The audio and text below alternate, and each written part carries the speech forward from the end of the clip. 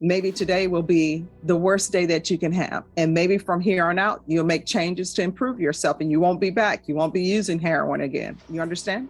We've got 2 drug possession counts on the table, 3rd-degree felonies, and the court is moving fast. But listen closely. This judge isn't just checking boxes. She's hunting for the truth about addiction before she decides whether probation is help or a trapdoor back to prison.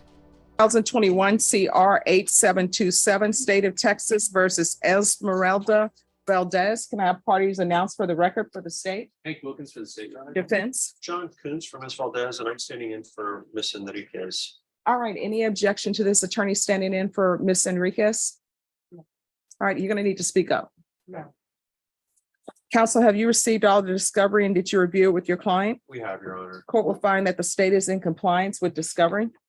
Showing you what's entitled application for community supervision. Did you review that with your attorney? Did you understand it? And did you sign it? Yes. All right, so here's the thing. You're going to have to speak up. If you cannot speak up where I can hear you and the court reporter can hear you, then I will send you back. And then once you're able to speak up, we will bring you back. Do you understand? Yes. Showing you what's entitled true bill of indictment. Did you review this with your attorney? Did you understand it? Yes. Counsel, do you waive the reading of the indictment? We do, Your Honor. State, are you proceeding on the indictment as presented? Yes, Your Honor. Are y'all proceeding on both counts or just count one? Count one only, is that correct? Or count two? Count two? I believe we were doing both, Judge, because they're different substances. I looked at the waiver and steps and it had both counts in it, Judge.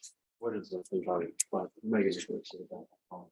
Oh, it just says punishment is be assessed at 2 years. It doesn't say if you're. It's both counts.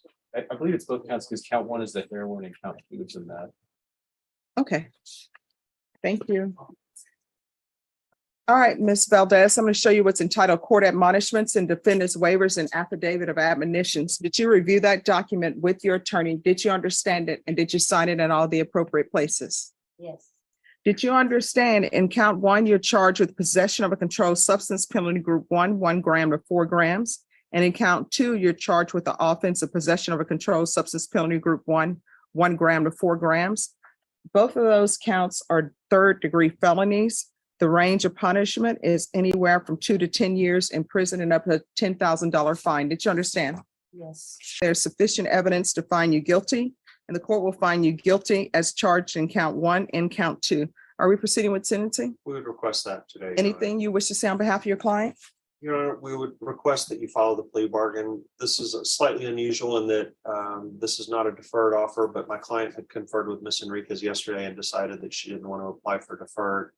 So we would request that you give her the 2 years probated for 3 and run those counts concurrently. All right. If you're released today, where would you be living? And with who, I should say? My mother. Does your mother want you staying with her? Yes. Did you ask her, or are you just assuming because she's your mother, she wants you to stay with her? No, I asked. All right. When's the last time you asked? I spoke to her before I came in to jail.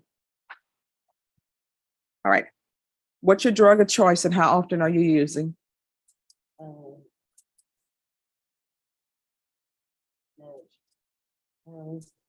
Huh? Yeah, Heroin? How often are you using heroin? I'm sorry? Occasionally. No, you're doing more than occasionally if you're going into places and taking people's things. How often are you using heroin? Here's the thing. I'm trying to consider not 1, whether I'm going to follow this plea bargain agreement. 2, I'm trying to consider what would be best for you. Now, it appears that you agreed to your underlying sentence being 2 years. If you just want to go for prison for 2 years, I will send you today to prison for 2 years. But otherwise, you need to be honest with me, because if you're not, you know what I'm going to do? I'm going to send you out. I'm going to follow this plea bargain agreement, send you out to the free world and have you call the UA hotline. And at some point in time, you're going to get caught for using heroin. And then you know what's going to end up happening? They're going to file a motion to revoke and you're going to be right back at jail.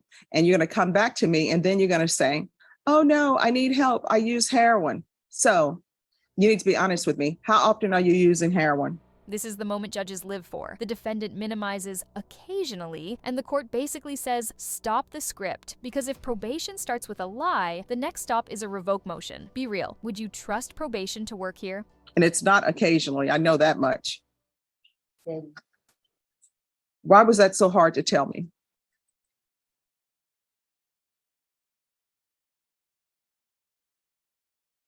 I'm sorry?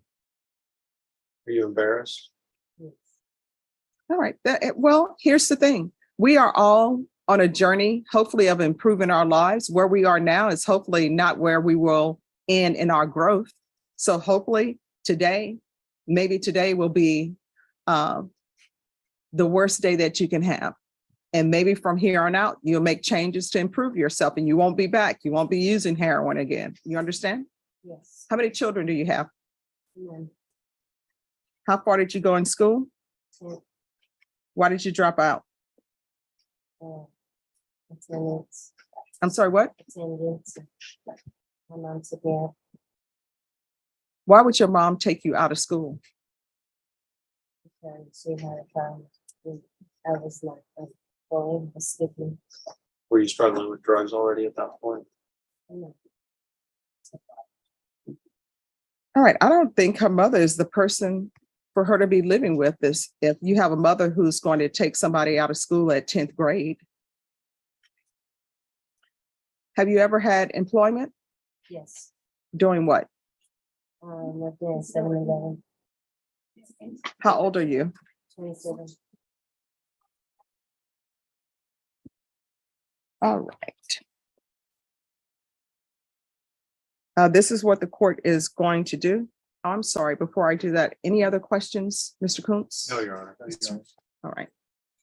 All right, I'm going to sentence you to 2 years in the prison, suspended and probated for 4 years. There's going to be a TAP evaluation while in custody. Follow all TAP recommendations.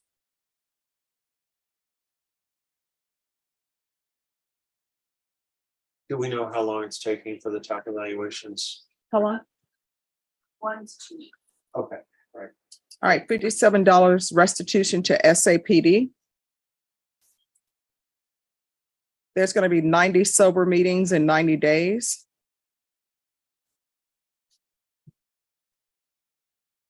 And I know you all were recommending sober support meetings 2 times a week. That's your agreement. But I think she needs more than that. So I have not followed your agreement with regards to the sober meetings. Is there going to be an objection? no, Judge, and just for the record, I've explained to my client about, with regard to the restitution and the fine and the court costs and things, that the most important thing for you is to make sure she shows up where she's supposed to show up, when she's supposed to show up.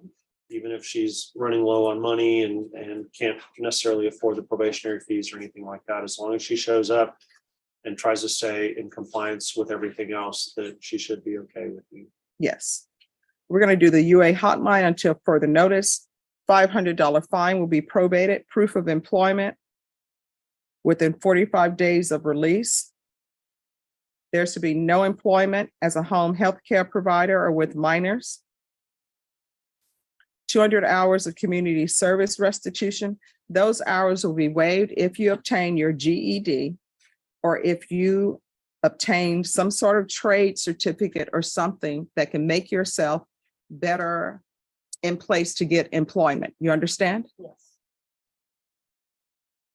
There's to be regular reporting by Zoom or in person.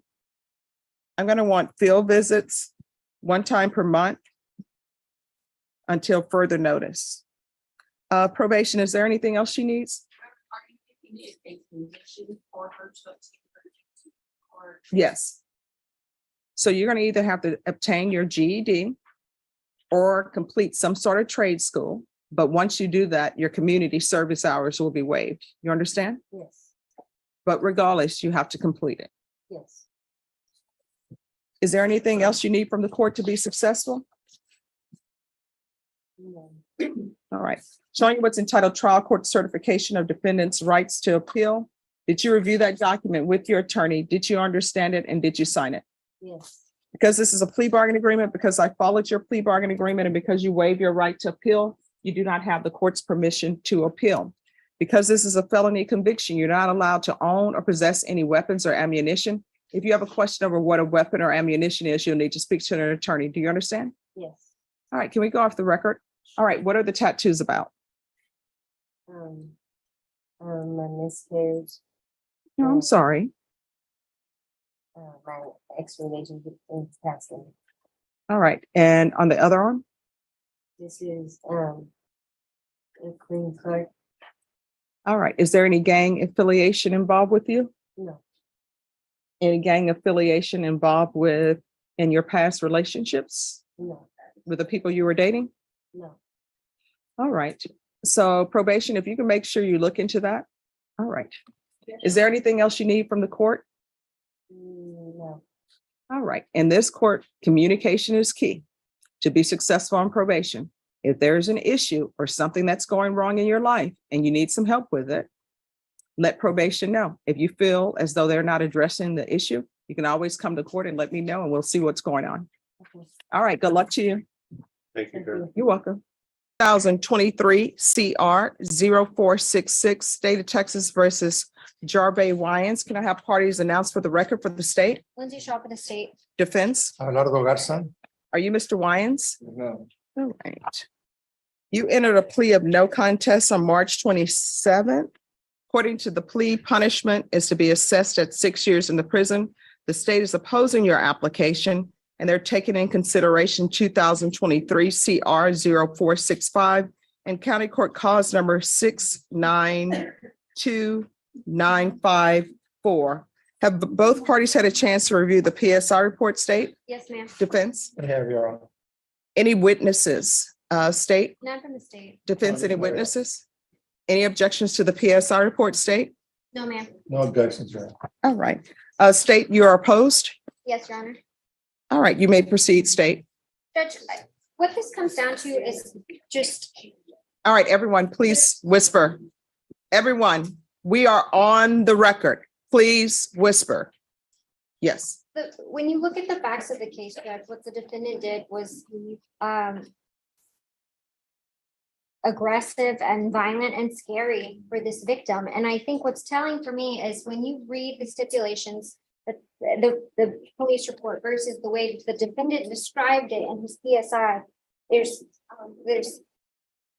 to me, the defendant is still not admitting to what happened. He claims in his PSI that he found a backpack and 2 phones in the bathroom and that someone ran up to him with a pair of bolt cutters and we slapped him because he didn't know what to do. But when you look at the police report, that is not at all how the victim explains what happened that night. In fact, the way the victim states it is that the defendant approached him and stole his backpack and they got into a fight over the backpack. And the defendant threatened him and said, quote, "I'm about to shoot this dude." So I think I have an issue with the way that the defendant is telling the story and the way that it happened according to the victim in the police report. I know he's young and he has no criminal history, but based on the facts of the case, I don't think it's appropriate to receive. All right, May, your honor, obviously this was an incident that there was a disagreement between these two people. He does admit, takes responsibility for his actions, your honor. So, okay, there's a question as to how it happened. He does not have a prior record. He's asking the court, and we're asking the court to place him on deferred. He's never had any trouble before. He's willing to do all the outpatient treatment that's required of him. He understands that and he's taking responsibility. So we're asking the court to do that, to place him on deferred. all right. Just one moment. Anything you wish to say? No, ma'am. I'm sorry, is that a no or a yes? No, ma'am.